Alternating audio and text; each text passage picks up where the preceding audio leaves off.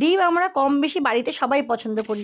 তো আজকে বানাতে চলেছি দুধ ডিমের ডিজার্ট। তার জন্য দুটো ডিমের মধ্যে 1 চামচ চিনি দিয়ে ভালো করে ফাটিয়ে নিয়েছি।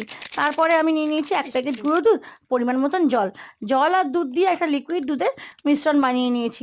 এখানে তোমরা লিকুইড দুধে ইউজ করতে পারো, আমার ছিল না তাই আমি গুঁড়ো দুধটাকে লিকুইড দুধে বানিয়ে নিয়েছি। এরপরে ফাটানো ডিমের মধ্যে দুধের মিশ্রণটাকে দিয়ে ভালো করে নাড়াচাড়া করে নেবো।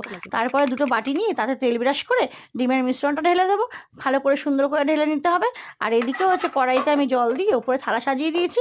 থালাটার জন্য আমার কিন্তু জলটা উপরের দিকে উঠে আসবে না, তার জন্য থালা দিয়ে বাটিটাকে সুন্দর করে সাজিয়ে 10 মিনিট জন্য ঢেকে দিয়েছিলাম।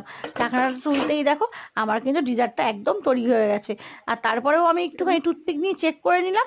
এরপরে আমি বাটি দুটোকে ঠান্ডা করে নিয়ে ছুরির সাহায্যে কেটে নিয়ে আস্তে করে উল্টেই দেখো আমার কিন্তু ডিজার্টটা তৈরি। দেখেই কিন্তু খুব লোভনীয় লাগছে। ভিডিওটা ভালো লাগলে লাইক কমেন্ট ফলো অবশ্যই করে দেবে। Bye bye.